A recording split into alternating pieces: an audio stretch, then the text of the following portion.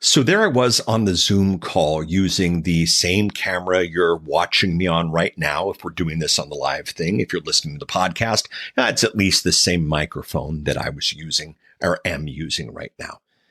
And I told him quite clearly that you don't want downloads, you want impact. And then he said, no, I want downloads. I said, great, I can get you as many as you want offshore really cheap. There was this awkward pause and he goes, well, that's not what I mean. Well, I know that's exactly not what you mean. You don't want downloads. You want impact. Hey, this is Paul Colligan, and this is a live recording of the podcast report. Today, we're chatting about impact versus downloads and the mindset scorecard. We haven't been live together in a while. Life has been fascinating. And this whole pandemic craziness has kept me away from you. But we're back together now. And I'm pretty excited about that. We've been doing a series. This is actually part 8 of an 8-part series on what we call the Mindset Scorecard, the podcast partnership. The Mindset Scorecard is, get this, a scorecard that tracks our mindset, how we think about podcasting and what we do about podcasting. And last episode, I don't want to say last week because it was quite some time ago, we chatted about the concept of assets versus episodes. But tonight, I want to chat about the idea of impact versus downloads. Now, the Mindset Scorecard is simply a way for us to track if we're thinking along the same lines, because if you're going to work with the podcast partnership, we want to be thinking along the same lines. We want to be looking for the same things. We want to value the same processes.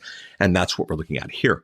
What's fun is by doing this as a podcast, you can understand the things that we've been able to do and see and accomplish for our clients and look at the things that they have been able to do and tell and the messages that they've been able to get out using these unique mindsets. And perhaps my most favorite is the idea of impact versus downloads. See, most of us in the podcasting space, most people, we think logically, we want some moniker to keep score. We want some tracking element to know if we're doing a good job. I mean, 100 downloads is better than 10 downloads, right? Or 1,000 downloads is better than 100 downloads, right? Or 1,000,000 downloads is better than 100,000 downloads, right? Yeah, well, maybe.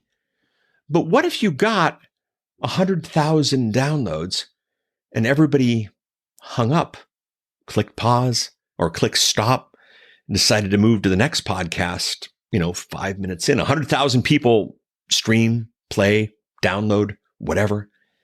And then they all decide 5 minutes in that this isn't for me. That's not a success. That's you accomplishing the turning off of 100,000 people from a single podcast episode. See, what you want is you want impact. What if only one person listened to your podcast? Would you be happy? Most would say no. But if that one person was the editor of the book company that you always wanted to get that book on, or the CEO of the company that you always wanted to work with, or the check writer for the contract that you were always hoping to get, it wouldn't be such a bad place. I've heard stories of people who've actually written entire books for the sole purpose of reaching one person.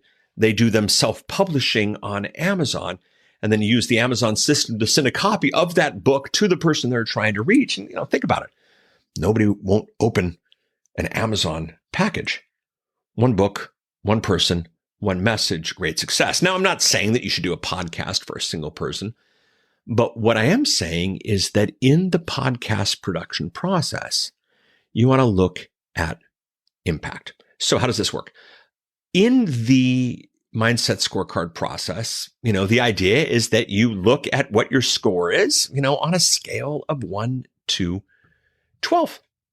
And in the 1 to 12 process, you rank yourself for where things count and where things are. And basically 1, 2, and 3 is a really low score. And 4, 5, and 6 is, the beginning of something. 7, 8, 9 is you're definitely getting there. And then 10, 11, 12 is the high score. So let's look at the low score on the impact versus downloads. If the mindset is downloads are the only thing that matters for my podcast, you're in good company. There are a lot of people who think that's the only thing that matters, but they're not checking when people hang up. They're not checking if people buy. They're not checking where the locations of the downloads are. I'll give you a clue. If 95% of your downloads are coming from Bangladesh, you're not a really popular podcaster in Bangladesh. There's something wacky happening. If downloads are the only thing that matters for your podcast, you might be in a contract where you get paid for the downloads and it doesn't matter if they're true or not. And I don't know if that's the most ethical thing, but the fact of the matter is You're accomplishing the task at hand, but you're not in the impact versus downloads situation. A little bit further on is downloads are the only way I can track impact. Well, at least you're looking at tracking and you're wanting impact, but there's this misnomer, there's this disunderstanding, there's this moment where downloads is the only way you can track. Well, that's not the case. Like I said, consumption, how far did they listen? Response, what are they saying? Did they do the call to action? Did the right person call? Is the right response is what you're looking for happening regardless of the download. So I appreciate you want to track impact. And I just argue with whether or not impacts is the only, if downloads is the only way to track impact. So impact versus downloads, this is good. The next step is the process. And I've heard this from many. I'm more concerned that the right person listens to my show than anything else. That's good. That's solid. That's strategy. That's the beginning of the process that we want to take a look at. But the thing is, if the right person listens to your show and they don't do anything, we're missing something. The right person listens to your show and they go, hey, Paul, good show. Hey, Linda, good show. Hey, Elizabeth, good show. But then they don't do anything else. You haven't really made an impact. They've listened, and who knows, they might call at some point. But you want to enter into the podcast process with an understanding, with an idea, with a concept at least, of what it is that you want your audience to do. How are you going to track whether it is they're doing it, and is it working? See, if the right person listens to your show but then doesn't do what it is that you want them to do, or respond the way that you want them to respond, it's a hard tracking moment. Who knows? Maybe it's a overtime kind of situation. And, there are different elements here. It's getting close to what we're talking about, but being more concerned than anything else isn't where I want. And then the final element, the 10, 11, 12 in this progress where you and I are together and where we can really help you get your message out, is my only metric is impact.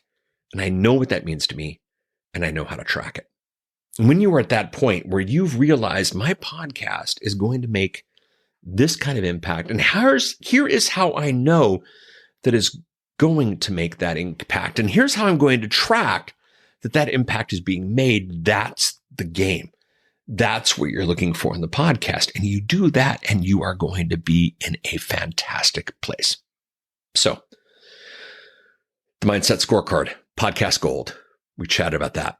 Are you trying to get the right thing out of this? The idea of podcast seasons, not days where you do episodes and that kind of stuff, but complete and total strategic understandings of what it is you're trying to accomplish. Podcast technology, knowing that there are a lot more things important than the microphone that you're taking a look at. Who versus how. The idea, the realization, the mindset that I want to get this accomplished. I don't have to do it myself. And in many cases, I might not necessarily need to or want to or should do it myself. The idea of effort versus strategy. A good strategic podcast is going to do better for you than just spending a lot of time podcasting. Content versus sound quality. Do both. Get yourself a good mic. Sound decent, but worry about the content first. Assets versus episodes. Build for the long term. And then finally, impact versus downloads, what we chatted about today. If you want to get a copy of the Mindset Scorecard, you can go ahead and head out to headsuptuesday.com. That's the weekly newsletter of the podcast partnership that, get this, gives you your heads up every Tuesday. And part of the information packet that comes when you sign up is the Mindset Scorecard PDF. It's even fillable or whatever the right term is. And you can give yourself your own score and go from there. If you want to get the Mindset Scorecard that way and then you want to leave, unsubscribe to the newsletter. We only are interested in having the people who want the weekly update coming through. So now what do you do with this Mindset Scorecard? Are you thinking the same way as some of the most successful podcasts on the planet are thinking, or are you thinking differently outside the box? Now, there are many ways to accomplish the task at hand. But what I want to suggest here is that this Mindset Scorecard is proven. This Mindset Scorecard has let so many folk accomplish so many great things with their podcast that if we differ, and it's okay if we do, just ask the question why and what the answer is.